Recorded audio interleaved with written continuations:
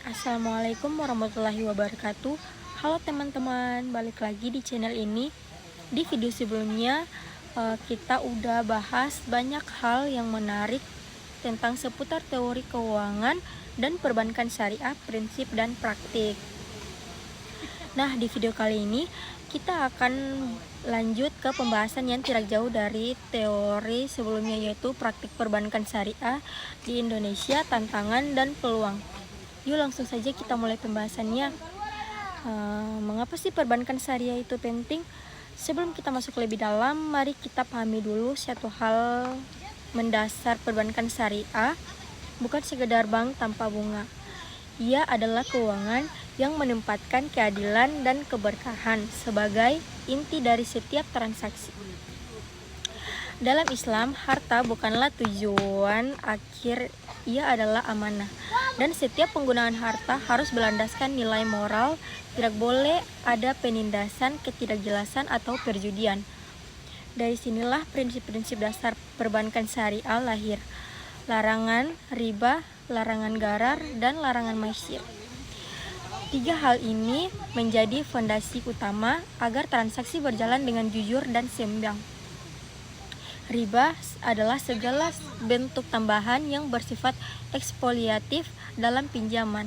Gharar berarti ketidakpastian atau spekulasi yang berlebihan. Sedangkan maisir adalah unsur judi, mencari untung dari keberuntungan, bukan dari usaha. Sistem perbankan syariah menolak tiga hal itu karena semua berpotensi menimbulkan ketidakadilan ekonomi. Sebaliknya, sistem ini mendorong adanya kerjasama, transparansi, dan bagi hasil, di mana keuntungan risiko ditanggung bersama. Dan inilah yang membuat perbankan syariah berbeda dari sistem konvensional. Ia bukan hanya soal uang, tapi soal etika dan tanggung jawab sosial. Nah, sejarah awal lahirnya perbankan syariah di Indonesia. Kisah perbankan syariah di Indonesia dimulai pada awal tahun 1990-an. Saat itu ekonomi nasional masih didominasi oleh sistem konvensional. Wacana keuangan syariah dianggap sesuatu yang idealis, bahkan utopis. Namun segelintir tokoh muslim Indonesia punya pandangan berbeda. Mereka percaya umat Islam membutuhkan lembaga keuangan yang bisa berjalan tanpa meninggalkan nilai-nilai agama. Maka lahirlah gagasan untuk mendirikan bank yang beroperasi berdasarkan prinsip syariah. Tahun 1992, sejarah mencatat berdirinya Bank Muamalat Indonesia atau BMI, bank syariah pertama di tanah air. Bank ini lahir berkat kolaborasi antara Majelis Ulama Indonesia atau MUI, Ikatan Cendekiawan Muslim Indonesia atau ICMI, dan dukungan langsung dari masyarakat. BMI menjadi pionir, menandai dimulainya babak baru dalam industri keuangan nasional. Pada awalnya, perjalanan bank muamalat tidak mudah. Belum ada undang-undang khusus yang mengatur sistem syariah. Belum ada infrastruktur keuangan yang mendukung, bahkan masyarakat pun belum sepenuhnya paham perbedaan antara bank konvensional dan syariah. Namun, semangat idealisme dan kepercayaan menjadi bahan bakar utama. Bank muamalat berhasil bertahan dan perlahan memperluas jaringan. Reformasi dan momentum kebangkitan. Lalu datanglah krisis moneter tahun 1997 sampai 1998. Krisis ini mengguncang dunia perbankan nasional. Banyak bank konvensional tumbang karena bunga dan utang yang tidak terkendali. Tapi menariknya, bank-bank syariah relatif lebih stabil. Kenapa? Karena sistem syariah tidak bergantung pada bunga tetap, melainkan pada bagi hasil profit and loss sharing. Ketika ekonomi lesu, keuntungan berkurang, tapi beban juga ikut berkurang. Risiko ditanggung bersama oleh pihak bank dan nasabah. Inilah bentuk keseimbangan yang menjadi keunggulan sistem syariah. Momentum ini menjadi titik balik besar. Masyarakat mulai membuka mata bahwa sistem ekonomi Islam bukan sekedar konsep agama, tapi juga sistem yang tangguh menghadapi krisis. Lalu pemerintah pun mulai menaruh perhatian serius lahir Undang-Undang Nomor 10 Tahun 1998 yang memperkenalkan dua banking system, yaitu sistem perbankan konvensional dan syariah berjalan berdampingan. Inilah dasar hukum yang membuka jalan bagi pertumbuhan bank-bank syariah di Indonesia. Perkembangan dan dukungan pemerintah. Memasuki tahun 2000-an, berbagai regulasi baru diterbitkan Bank Indonesia dan OJK mulai membentuk kerangka hukum dan kebijakan lebih ramah terhadap sistem syariah. Tahun 2008, pemerintah mengesahkan Undang-Undang Nomor 21 tentang Perbankan Syariah yang memperjelas kedudukan dan fungsi bank syariah di sistem keuangan nasional. Sejak saat itu, industri memulai melaju lebih cepat. Bermuncullah bank-bank syariah baru, baik dalam bentuk Bank Umum Syariah atau BUS maupun unit usaha syariah atau UUS di bawah bank konvensional. Selain itu, muncul pula lembaga keuangan non-bank seperti asuransi syariah, koperasi syariah, hingga lembaga zakat dan wakaf produktif. Pemerintah juga membentuk Komite Nasional Keuangan Syariah KNKS yang kini berubah menjadi KNEKS, Komitmen Nasional Ekonomi dan Keuangan Syariah, dengan misi besar menjadikan Indonesia sebagai pusat ekonomi dan keuangan syariah dunia. Langkah monumental lainnya terjadi pada tahun 2021 ketika Bank Syariah milik BUMN, Bank Syariah Mandiri, Bank Syariah, dan BRI Syariah. Manajer ini bukan sekedar menggabung aset, tapi simbol dari visi besar untuk memperkuat daya industri syariah Indonesia di tingkat global. Kini BSI menjadi salah satu bank syariah terbesar di dunia dengan aset mencapai lebih dari 300 triliun rupiah dan keberadaannya menjadi tonggak baru bagi transformasi ekonomi di Indonesia. Prinsip dan nilai. Jiwa dari sistem syariah, apa yang membuat perbankan syariah berbeda dari sistem konvensional bukan hanya pada struktur produknya, tapi pada filosofi dasarnya. Dalam bank konvensional, uang dipandang sebagai komoditas yang bisa diperjualbelikan melalui bunga, sedangkan bank dalam syariah, uang hanyalah alat tukar, nilainya terletak pada aktivitas ekonomi nyata dihasilkannya. Setiap transaksi harus berbasis akad, yaitu perjanjian yang jelas dan disepakati oleh kedua pihak. Tidak boleh ada ketidakjelasan, tidak boleh ada unsur penipuan. Beberapa contoh akad yang populer di dunia perbankan syariah antara lain mudharabah, kerjasama antara pemilik modal dan pengelolaan usaha dengan sistem bagi hasil, musyarakah, kemitraan di mana kedua pihak berkontribusi modal dan berbagai keuntungan. Ada juga murabahah, jual beli dengan margin keuntungan yang disepakati di awal. Ijarah, sistem sewa menyewa atau leasing. Wadiah, titipan yang dijaga dan dikembalikan tanpa tambahan bunga. Setiap produk bank syariah, baik tabungan pembiayaan maupun investasi, dibangun dari salah satu atau kombinasi akad-akad tersebut. Hasilnya adalah sistem keuangan yang lebih transparan, adil, dan berorientasi pada nilai keberkahan, bukan sekedar profit.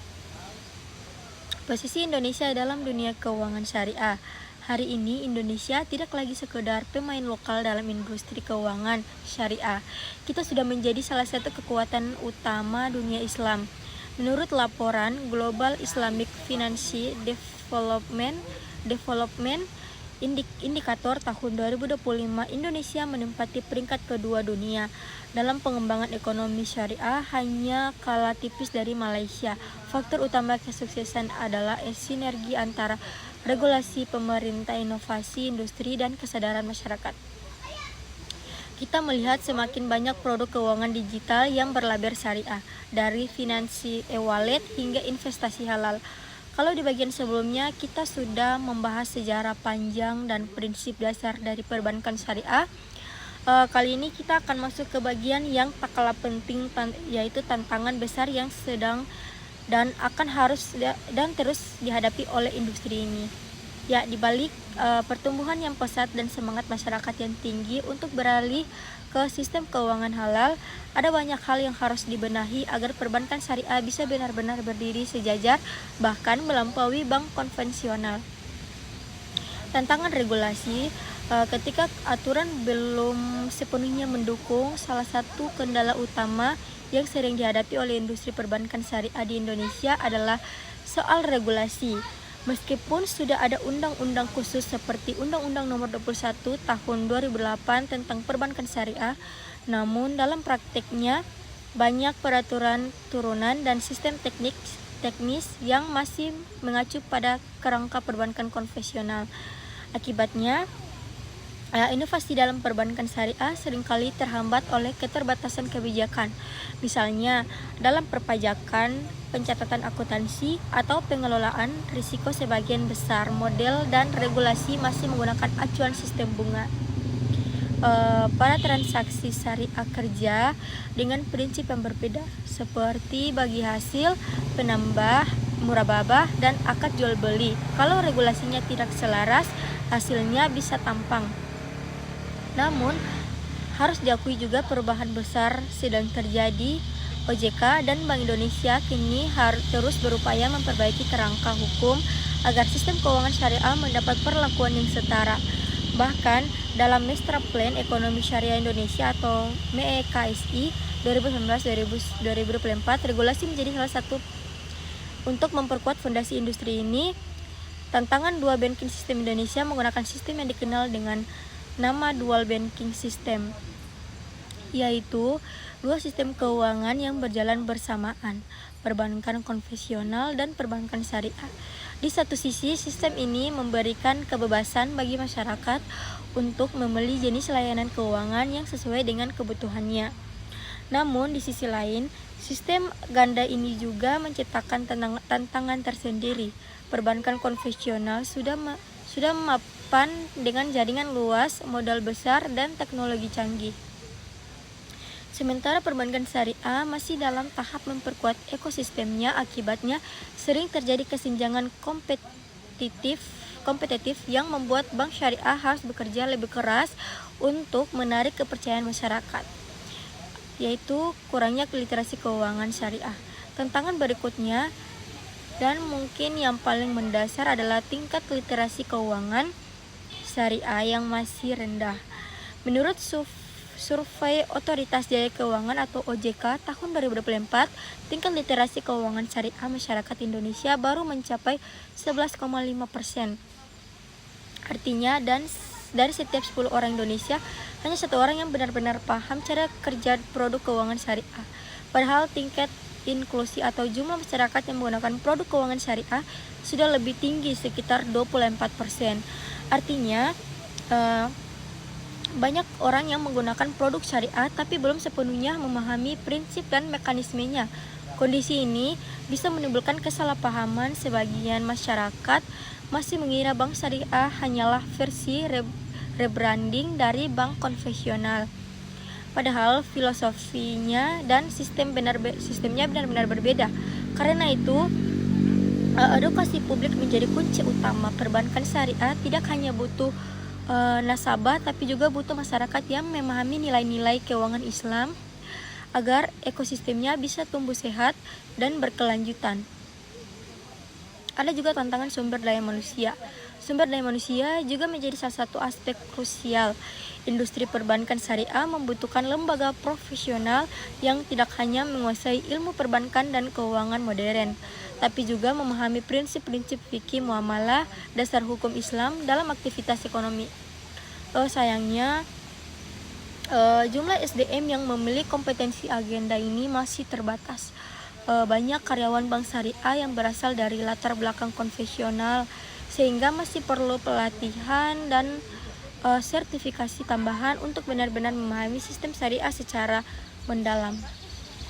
Beberapa universitas kini sudah mulai membuka program studi ekonomi syariah, dan lembaga seperti DSN, MUI, Dewan Syariah Nasional, atau Majelis Ulama Indonesia. Ia juga gencar memberikan pelatihan serta sertifikasi bagi praktis keuangan. Namun, upaya ini masih harus diperluas agar industri bisa terus berkembang secara profesional dan berintegritas. Ada juga tantangan teknologi dan digitalisasi.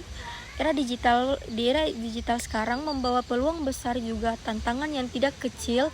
Bank syariah kini juga dituntut untuk tidak hanya patuh secara syariah, tapi juga relevan secara teknologi. Masyarakat modern ingin transaksi tepat, mudah, dan bisa dilakukan dari mana saja. Artinya, sistem perbankan syariah harus bisa menyesuaikan diri dengan perkembangan teknologi finansial yang tidak kenal sebagai fintech. Namun, tantangannya adalah bagaimana mengintegrasikan teknologi dengan prinsip syariah yang ketat terhadap ketidakjelasan akad, larangan spekulasi, dan transparansi. Misalnya, dalam platform pinjaman online berbasis syariah, akad harus disepakati jelas antara pemberi dan penerima dana. Tidak boleh ada unsur riba tersembunyi dalam bentuk biaya tambahan yang tidak sepakat. Beberapa fintech syariah seperti Amama, Alami, dan Etis kini mulai menjadi pionir dari bidang ini. Mereka membuktikan bahwa inovasi digital bisa berjalan seiring dengan prinsip Islam. Namun, agar industri ini bisa benar-benar tumbuh besar, dukungan regulasi, infrastruktur, dan literasi digital juga harus sejalan.